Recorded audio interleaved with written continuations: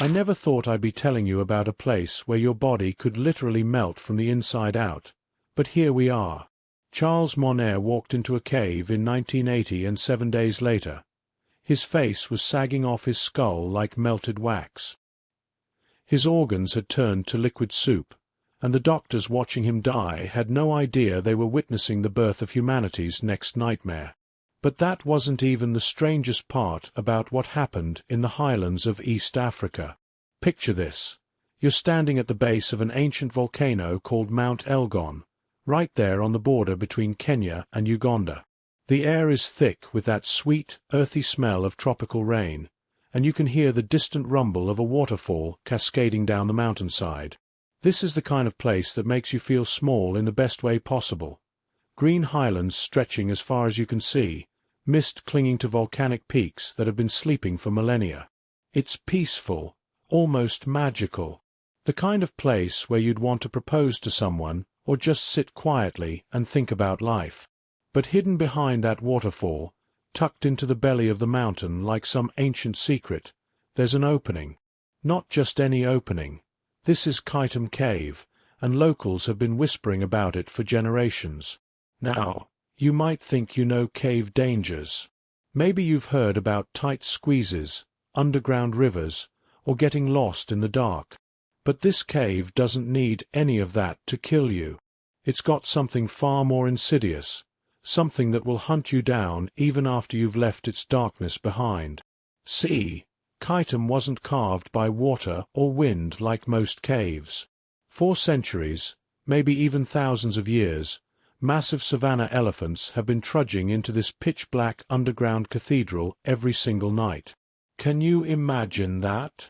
These giant, graceful creatures of the African plains becoming clumsy miners in total darkness, bumping their heads on low stone ceilings, scraping their tusks against rough walls like ancient quarry workers. They're after something precious buried deep in the volcanic rock salt. Minerals like calcium, magnesium, and sodium that their bodies crave, especially the pregnant females. So night after night, entire herds shuffle into this cave in single file, chewing on loose rocks, swallowing stones whole, gradually carving out chambers so vast that dozens of elephants can fit inside at once. But they're not alone in there. Buffalo, antelope, hyenas, even leopards make the same pilgrimage. It's like nature's own underground marketplace, except the currency is survival and the price might be your life. But that's still not the strangest part. If you've ever experienced something impossible that changed your whole perspective on reality, drop "impossible" in the comments, because what I'm about to tell you will make you question everything you thought you knew about the world we live in. The deeper you venture into Kitum Cave, the more the walls seem to come alive. Egyptian fruit bats cling to every surface so densely packed that it looks like the stone itself is breathing. Thousands upon thousands of them, wings overlapping wings, creating this living, pulsing carpet of fur and leather that stretches as far as your flashlight can reach. And the sound. Oh man, the sound is something you feel in your chest. It's not just chirping.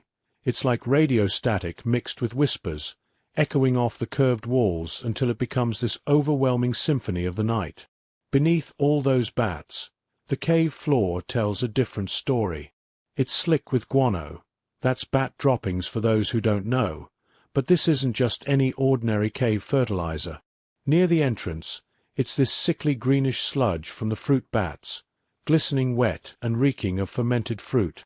But deeper inside, where the insectivorous bats roost, it turns darker, almost black, caking the rocks and filling every crevice with this acrid, sharp smell that burns your nostrils and makes your eyes water.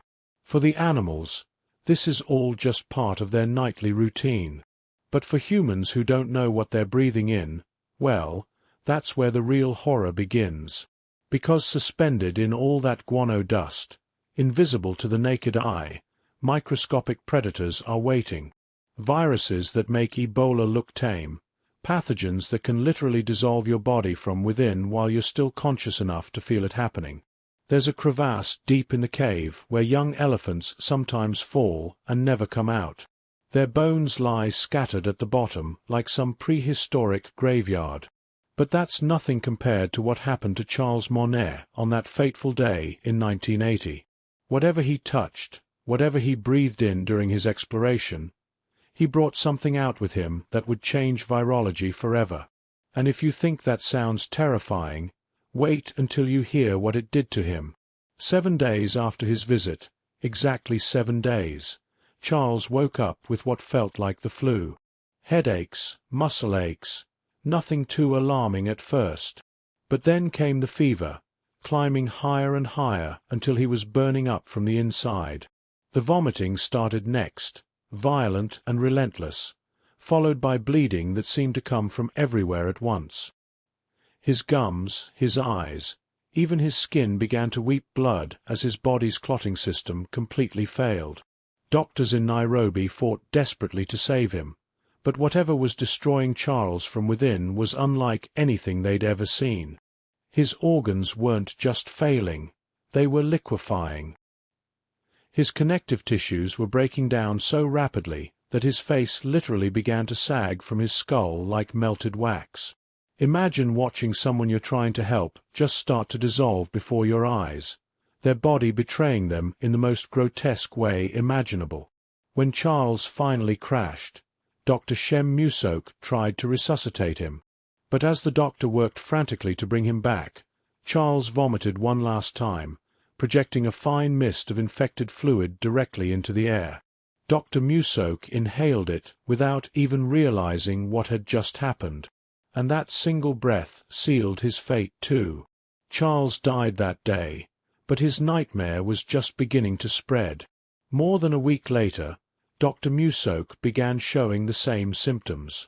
The same fever, the same bleeding, the same systematic destruction of his body from within. But here's the thing, and this is crucial.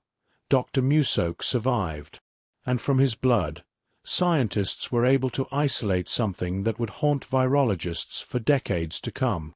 They called it the Marburg virus, after a 1967 outbreak in Germany, but this strain was different, deadlier, more aggressive, and it had come from that cave. If you've ever had a moment where you realized the world was far more dangerous than you imagined, you'll understand what happened next. Because one death could be a fluke, an accident, a tragic coincidence. But what happened 7 years later proved that Kitum Cave was harboring something that could kill again and again. In 1987, a Danish boy named Rav was vacationing with his family in Kenya.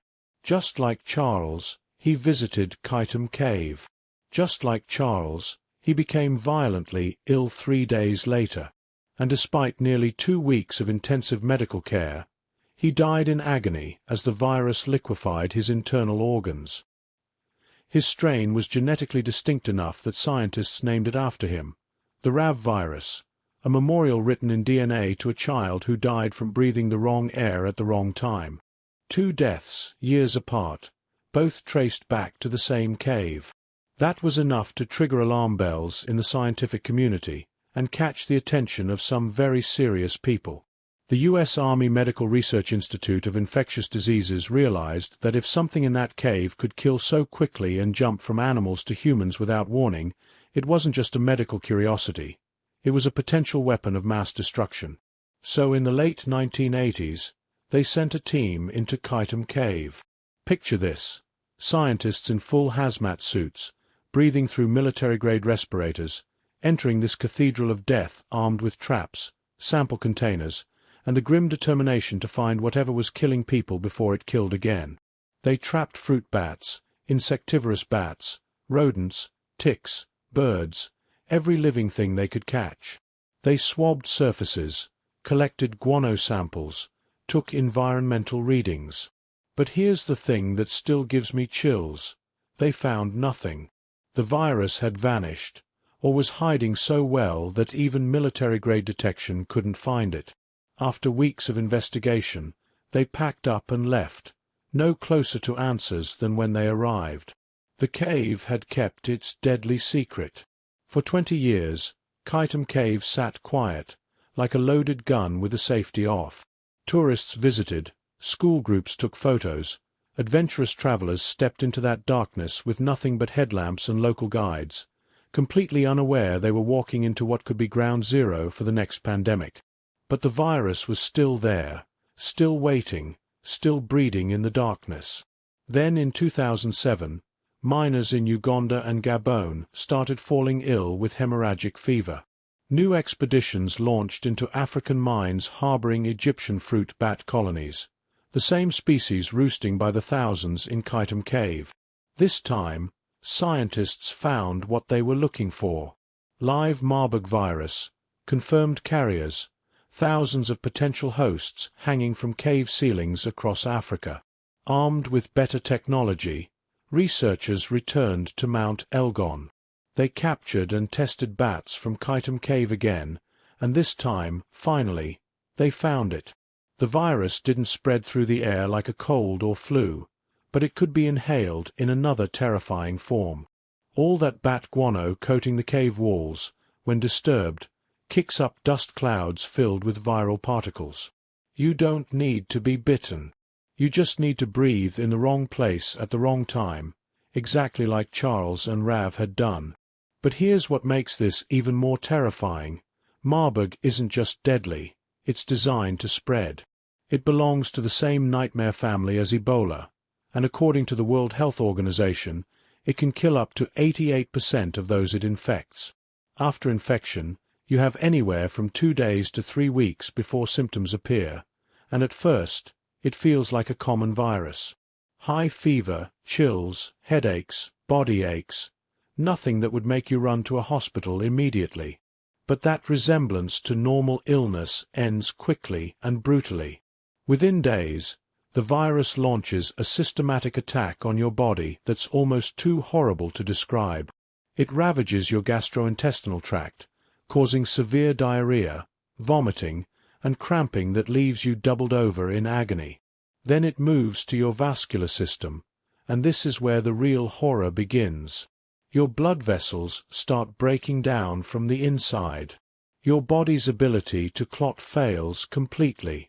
Blood begins seeping from your gums, your eyes, your ears, your nose, even through your skin like you're sweating crimson. In the worst cases, blood leaks into your internal organs, and patients develop what doctors call a death mask: expressionless faces, sunken eyes, ghostly complexion as shock sets in and the body begins shutting down. What makes Marburg even more dangerous is how it spreads once you're infected. Unlike airborne viruses, it needs direct contact with bodily fluids: blood, saliva, vomit, urine. So doctors and nurses treating patients without proper protective gear are at extreme risk. Even handling contaminated belongings like towels, clothing, or bedding can be enough to pass it on.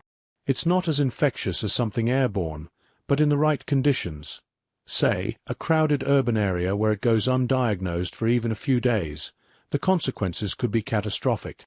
And here's the part that should keep you awake at night: there's no cure. Treatment is purely supportive: fluids, oxygen, painkillers. It's basically damage control while your body fights a war it usually loses. Even with the best medical care in the world, survival is far from guaranteed. In 2021, while the world was still reeling from COVID-19, the World Health Organization issued a chilling warning: Marburg virus is prone to epidemic, and that potential is still very real. All it takes is the right person in the wrong place, and this virus could escape containment again. But here's what should terrify you more than anything else: Kitum Cave is still open to the public. Right now, as I'm telling you this story, tourists are hiking the trails of Mount Elgon. School groups are peering into the mouth of that cave, snapping selfies beneath the waterfall. Adventurous travelers are stepping into that darkness with nothing but headlamps and guides, marveling at the elephant tusk marks etched into ancient stone, completely unaware that the very walls around them may harbor the virus that dissolved Charles Monnet from the inside out. Most visitors have no idea about the threat beneath their feet or above their heads. They don't know that every breath of guano-laden air could be playing Russian roulette with a pathogen that makes Ebola look merciful. And as terrifying as Marburg is, There's potential for other viruses in that cave that we haven't even discovered yet. Evolutionary experiments waiting in the darkness for their chance to reshape humanity.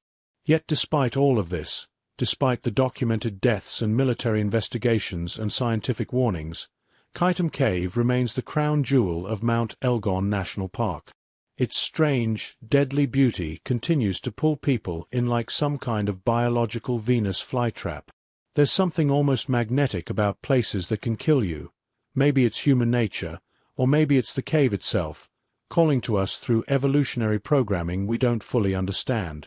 What happened to Charles Monnet and young Rav wasn't just a tragedy. It was a preview, a glimpse of what's waiting in the shadows of our interconnected world, where a single breath in the wrong cave can trigger a chain reaction that reaches every corner of the globe. The virus is still there, still breeding, still evolving in the darkness. And every day, more people walk into that cave, roll the dice, and walk back out into a world that has no idea how close it came to the next pandemic. The elephants still make their nightly pilgrimages, the bats still cling to those walls like living shadows, and somewhere in that organic soup of guano and viral evolution, the next outbreak is waiting to be born. Charles and Rav were just the beginning. The real question isn't whether it will happen again. It's when, and whether we'll be ready when it does.